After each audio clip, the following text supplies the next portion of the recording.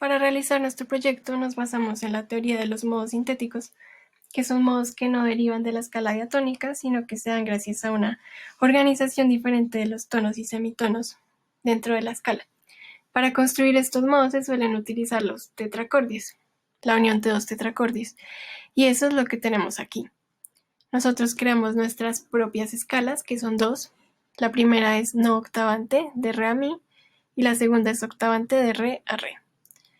La primera está conformada por un tetracordio de quinta justa, re la, seguido de un tetracordio de cuarta justa, si mi, a una distancia de un tono entre la y si. Y la segunda está conformada por un tetracordio de cuarta aumentada, re sol sostenido, seguido de un tetracordio de cuarta justa, la re, a una distancia de un semitono entre sol sostenido y la. La primera escala suena así.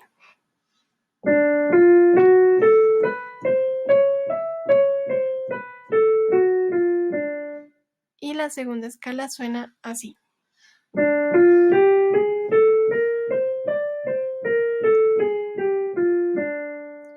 En la segunda escala podemos ver que hay un subconjunto de una escala pentatónica, re, fa, sol, la, do, y esto es una sonoridad importante también en la obra. En cuanto al uso de la armonía, para la primera escala lo que hicimos fue construir tríadas por terceras. Entonces, por ejemplo, nuestra primera tríada sería re, una tercera fa sostenido, una tercera si. Y así lo hicimos con todos los demás acordes.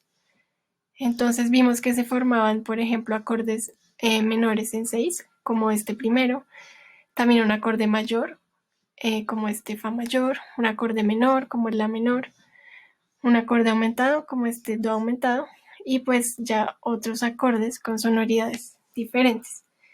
Y los voy a tocar.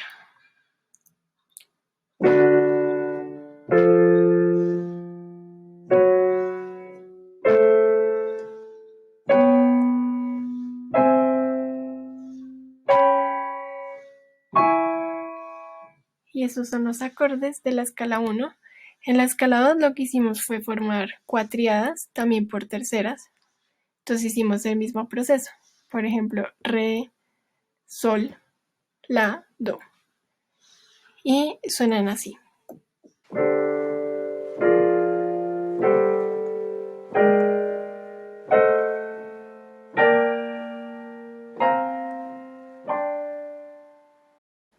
Otro aspecto en cuanto al manejo de la armonía es que intercalamos acordes.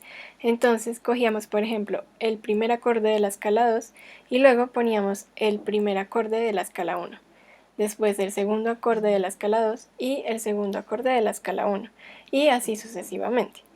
Entonces lo que tenemos aquí es como el esqueleto del tema. Es una especie de coral en donde se ve la armonía que se utiliza. Y sonaría así.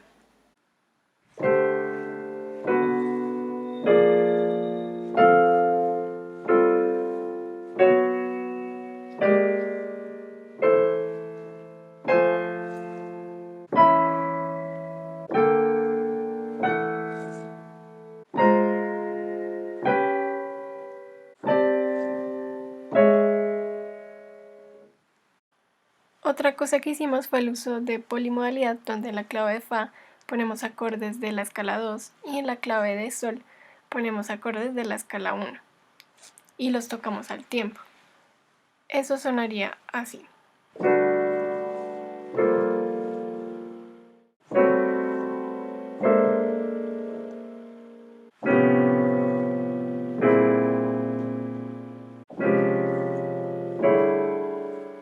Como primera medida decidimos investigar referentes que nos situaran mejor dentro del estilo compositivo al que nos queríamos dirigir. Y esto fue lo que encontramos. De primera mano y por recomendación de nuestro profesor tenemos a György Ligeti con Spiegel Canon. Esta es una pieza para coro mixto. Auditivamente pudimos identificar cómo texturalmente la pieza se va haciendo más y más densa, agregando cada vez más voces y haciendo más cortas las distancias entre las entradas de las voces. La pieza inicia con una voz y una sílaba, y así se van agregando las demás voces. en sílabas y distintos registros. Utiliza la tríada aumentada y la escala de tonos enteros que se va construyendo gracias a que cada voz canta una nota.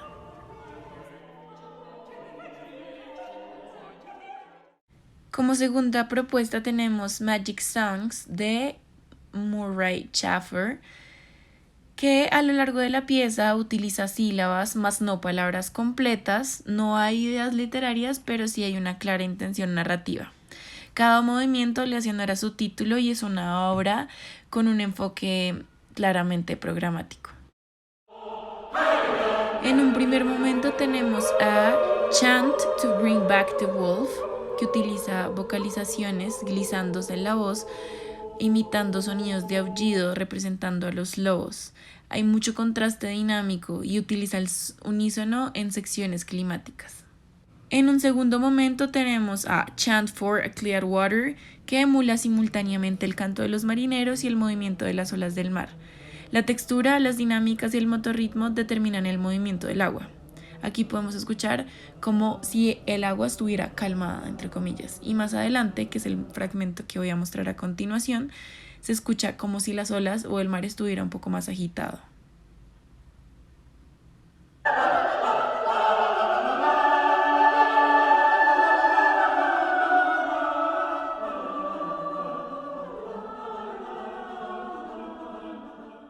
Como tercera opción tenemos a Folk Rave de Rondes. Utiliza sonidos y efectos vocales tales como los golpes en la tráquea, gritos, boca chiusa, exploran todas las posibilidades de las cavidades, los articuladores, puntos de brillo, espacios de resonancia. No hay un lenguaje específico, es casi que una compilación de calentamientos vocales. Se exploran las posibilidades de la voz y su relación con el cuerpo, las emociones y el movimiento. Tiene una propuesta escénica bastante clara que apunta a hacer de la pieza una propuesta propiamente fuera de lo común.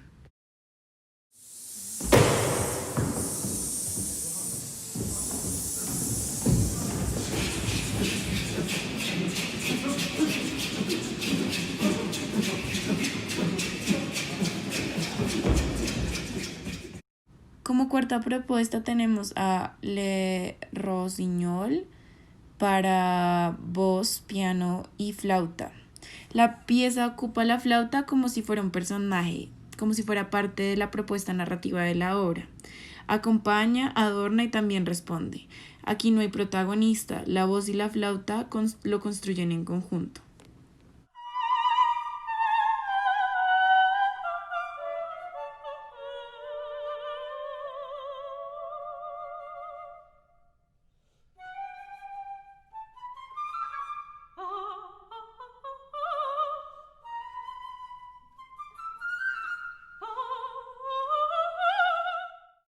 Como quinta y última propuesta tenemos a Camille Saint-Saëns con un flûte invisible. Utiliza recursos estilísticos similares a los del romanticismo. La línea de la voz y de la flauta están separadas por secciones, no tocan simultáneamente.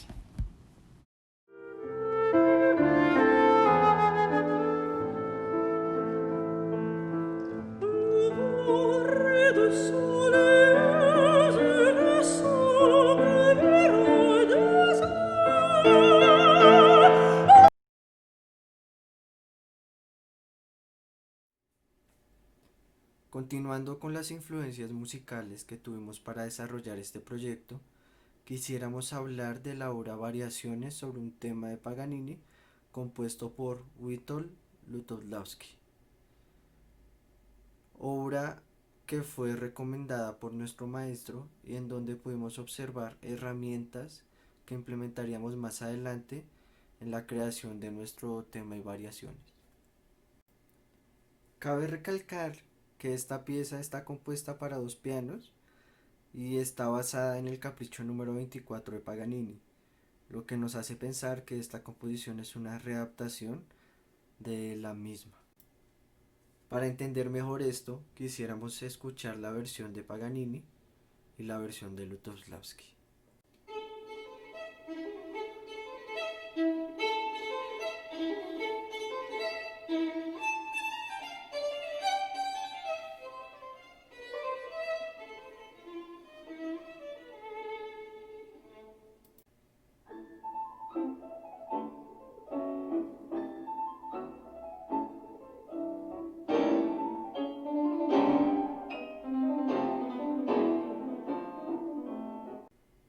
Antes de continuar con el análisis del tema, quisiéramos decir que esta pieza tiene una particularidad entre sus 12 variaciones, la cual es que entre la mayoría de estas se puede evidenciar que es un tema y variaciones continuo, pero cuando hay un cambio de carácter y textura fuerte por medio de un calderón, estas se seccionan. Ya en el análisis del tema podemos ver desde el principio que Lutoslavski nos muestra la dinámica que se desarrollará entre los dos pianos. Aquí en específico con el tema podemos ver una bitonalidad entre estos, ya que la melodía, aunque tiene apoyaturas cromáticas, se ve claramente que está en la menor, pero la armonía en el segundo piano se escucha en mi mayor. Para no alargarnos con la explicación del análisis, escogimos dos variaciones aparte del tema, las cuales son la 6, en donde se observa un comportamiento bastante interesante entre los dos pianos. El primero es que la dirección melódica entre los dos es inversa, es decir, mientras en el primer piano la melodía está ascendiendo, en el segundo la melodía está descendiendo. Y la segunda es la implementación de quintas paralelas en el piano 1 y de terceras paralelas en el piano 2 por medio de octavas.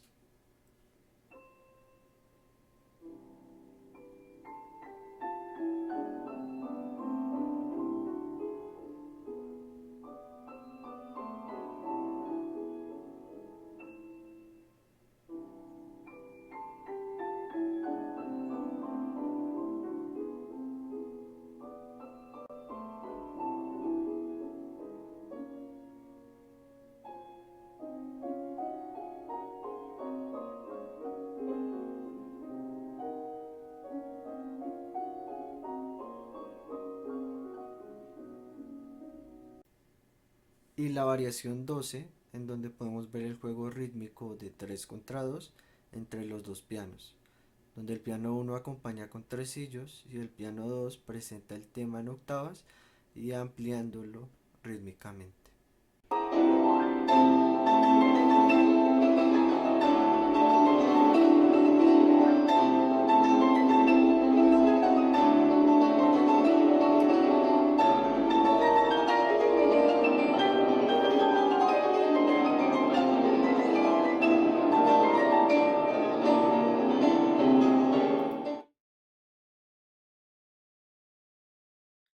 A continuación vamos a hacer un breve análisis de la pieza presentando los puntos críticos y los más representativos que caracterizan a nuestra obra. Entonces, listo. Aquí tenemos el tema que se caracteriza por una sonoridad pentatónica al desarrollo del conjunto 423. Aquí tenemos presentada la escala número 2, tenemos este arpegio de ese conjunto que va a caracterizar el tema. Otro ejemplo es acá en el compás 7 del tema, se ve la yuxtaposición de los acordes de las dos escalas. Y por último, la escala, el tema vemos que empieza en la nota re. Si recordamos la escala número 2, que no es octavante, empieza en re y termina en mi, al igual que el tema. El tema, la nota más aguda es mi y nos pasamos de la escala 2 a la escala 1. Por ejemplo, en la variación 1 tenemos esa sonoridad pentatónica y tenemos un pedal sobre re, donde está este ritmo negra, negra, nota larga, que también caracteriza el ritmo del acompañamiento en el tema. Esta variación se caracteriza por el uso de apoyaturas con notas que pertenecen a la escala 1, pero resuelven a notas que pertenecen a la escala 2. Otra forma de combinar las dos escalas fue como en un mismo gesto melódico tener notas que pertenecen a una y también que pertenecen a la otra. En la variación 2 hicimos un contraste textural donde las voces juegan un papel súper importante. Los pianos tienen muy pocas notas en el piano escritas, pero ellos apoyan a la textura con su voz al crear una textura. Aquí el uso del texto es para que no se entienda, pero esas sílabas vienen sacadas del texto original. El punto climático de esta variación se da aquí cuando entra el piano con el uso de la polimodalidad, donde se presentan acordes de la escala 1 en la parte superior y acordes en la escala 2 en la parte inferior, creando un conjunto 633. Por otro lado, al final tenemos la superposición del texto, que tenemos su fulgor y luena, y la flauta apoya las consonantes que hacen parte de su fulgor.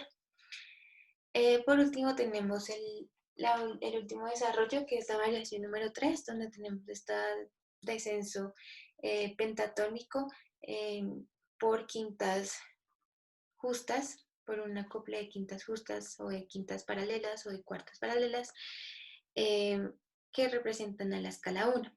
Se desarrolla este material rítmico y también la armonía es un poco más tradicional, usando acordes mayores y menores, es decir, conjuntos 3-11 que hacen parte también de las escalas que presentamos anteriormente.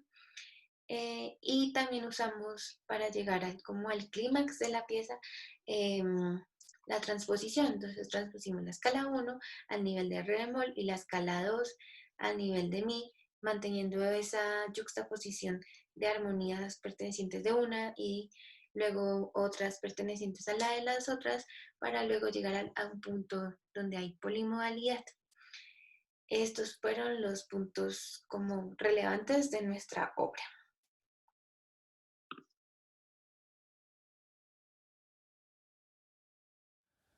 En relación al texto, empezamos decidiendo cómo sería el tratamiento de este en el transcurso de la obra. Decidimos que el texto se iría develando a medida que transcurría la obra. En las primeras variaciones solo se escucharían sílabas y en el tema final se escucharía el poema completo. Luego escogimos el poema. Escogimos un poema de la poetisa Safo que dice: las estrellas que rodean la hermosa luna esconden su fulgor, cuando está llena y brilla más que nunca sobre la tierra de plata. Luego pasamos a la composición. En algunas partes tuvimos que ajustar la música para que los acentos de las palabras fueran los correctos, y en otras partes ajustamos la letra a una música que ya teníamos compuesta.